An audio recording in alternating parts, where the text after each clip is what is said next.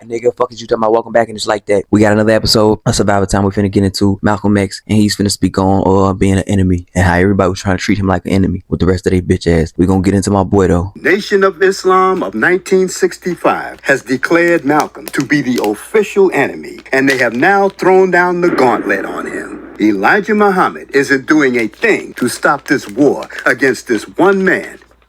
The Fruit of Islam are openly calling for Malcolm's death, and not one time have they taken on any white racist groups in physical battle. Yet they want the black community to be afraid of them. In an attempt to clear the air about many misconceptions concerning Malcolm X, Malcolm's personal secretary, Abdullah Razak, formerly James 67X, appears on the nationally televised talk show Like It Is, hosted by Gil Noble on June 7, 1998. All right. In 63, President Kennedy is assassinated, and Malcolm is silenced for making what was viewed as intemperate remarks. Yes. The chickens had come home to roost.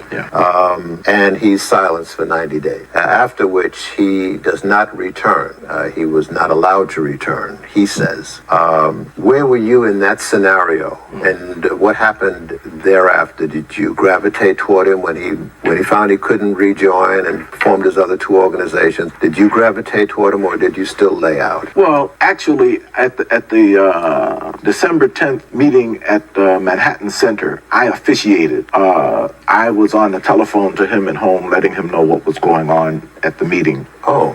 So I had not left the nation, and he had specifically asked that I be there, so I was. At that meeting, as you know, I won't go into it, he made a statement about chickens coming home to roost in response to a reporter's question. And I subsequently found out that he had been silent. And it was his belief that he had been silenced from speaking outside of the mosques. He did not know that he would not be allowed to take the rostrum in his own mosque. And I was there the day that he came into the door and expected to come up to the mosque, and Captain Joseph stopped him. That's when I was aware that something was wrong, but I didn't know at the moment what. Eventually it was announced throughout the nation that Minister Malcolm had been silenced and that he could not come into the mosque. He was in Class F, Class C or Class F, which meant 90 days out of the mosque. No one can speak to you except to give the greetings, assalamu alaikum. Can't stop and talk to you, anything like that. And that didn't bother me too much. I mean, I figured after 90 days he'd come back. But then the brothers down in the restaurant, there was a Temple No. 7 restaurant, brothers in there started talking about kill him. Yeah, Big Red, yeah, get rid of him. He never was with the messenger, blah, blah, which was really kind of surprising.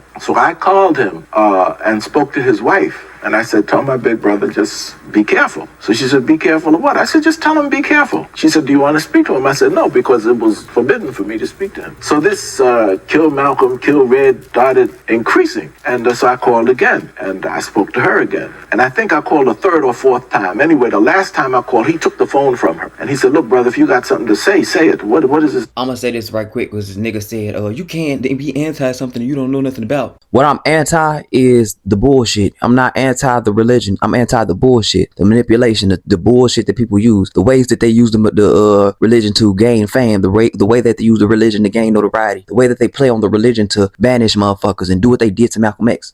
I know Malcolm X's story. That is what makes me anti that shit, because it's not about you being a Muslim. I have no problem with Muslims. I have no problem with the 5% Nation, none of that. What I am saying is this: know what you're talking about and know what you're about. Don't just jump into that shit because they telling you it's pro-black and all of this shit, and you the king and you the god of the earth and this, that, and the third. Fuck that shit, bro. End of the day, everybody is one and the same. God's children. So at the end of the day, that's really what the fuck Malcolm X at the time frame when he went to the Mecca and came back was trying to display and push off to people and get an understanding of. But this is around the time when he first got banished. So this is when he made, like they said, made them comments about JFK and shit. And this is when they first started shutting him out. This is right before he went on that trip. This is before that. I believe they bombed his house and all of that. This is literally before all of that happens. So this is him telling you literally the standpoint on how motherfuckers was treating him after he had made his comments and how motherfuckers started to turn their back on him from Muhammad Ali on down. Everybody on up. Fuck is you talking about? Everybody turned their back on Malcolm X around this time. I said, hey, well, brother, they're talking about killing you. Well, he laughed. He said, I'm not a Sunday Muslim. He said, I put 12 years into the mosque. No brother would kill me. I said, they're seriously talking about killing you now, and it's escalating. So he asked, would I meet him? I asked where. He said, yeah, we met on 116th Street and 1st or 2nd Avenue or something. And he drove over to Morningside Park between 113th and 114th, parked the car there, and talked to me for about an hour or two about things that were going on in the nation. And at that time, he still expected to be reinstituted. And I said, you're never going back in the mosque. He said, why? I said, John Ali and Joseph, they're going around making all kind of weird statements,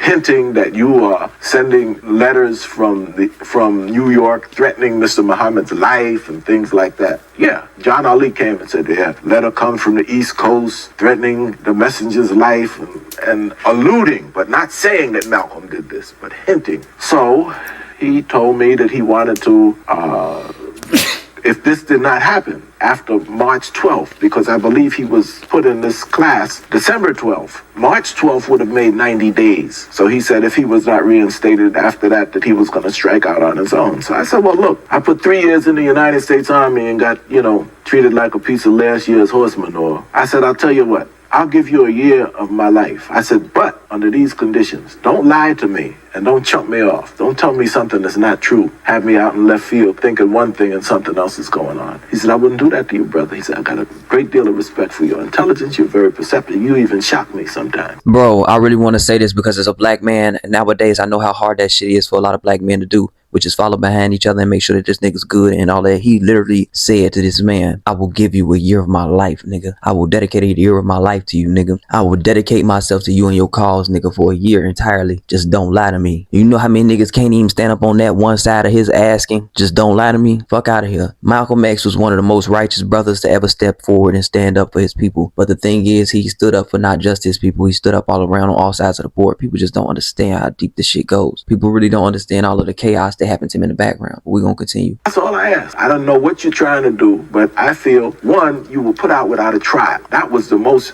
damning thing to me. In the nation, you were supposed to get a trial. We were a little national. On the national, it said FJE or something, freedom, justice, and equality. That was, every brother was supposed to have a trial. No matter what he did, he was supposed to stand before the body and be able to defend himself, and Malcolm wasn't. And I said, that's not a way to treat a man who has lived the nation. I mean, everything he did was for the nation. I saw him once about to put his wife out of the mosque. I mean, that guy he was a straight arrow for the Nation of Islam. He was loyal.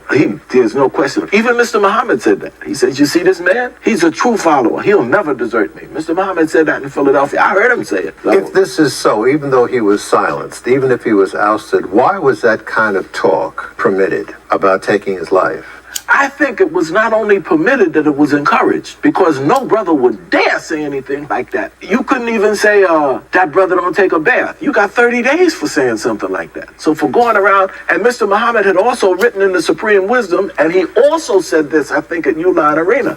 He says, you see these brothers? These are Muslims. He says, anyone who kills one of these brothers must be killed. He who murders one of these brothers must be murdered. He said, even if he's his own brother, he must be murdered. You can't take the lives of one of these. I heard him say this. So for brothers now to go out and start talking about killing him, someone had to give them permission or encourage them to do this, in my opinion. I'm finna say this, and then we're gonna get off this. The Nation of Islam turned their back on Malcolm. The Nation of Islam had a part in killing Malcolm. Whether they pulled the trigger or not, they had a part in it. They had a part in shunning him. They had a part in putting him out on his own. They had a part of not standing beside him during this time frame of his life being in danger, even amongst white society and black society now. They added on fuel to the fire. They added on all the turmoil to all of the shit that was going on in his life, blew his house up, all type of shit, bro. Like, I really don't fuck with the Nation of Islam in America. I really don't. I don't fuck with Farrakhan. I don't fuck with Elijah Muhammad. I don't fuck with none of them niggas. They all slimy snakes. You can tell when you hear them speak. That Million Man March shit is a bunch of bullshit. A lot of the shit that they was doing was a bunch of bullshit. And I'll get into that in another day. But y'all let me know what y'all think. I'm gonna leave the link in the description. Like, subscribe, and all that other shit if you want to. You know what I'm saying? Fuck with your boy. I'm out. Peace. Hey, you gotta know your purpose. Understand what worth is. These snakes is lurking, observing, trying to close your curtains. These hoes be perping.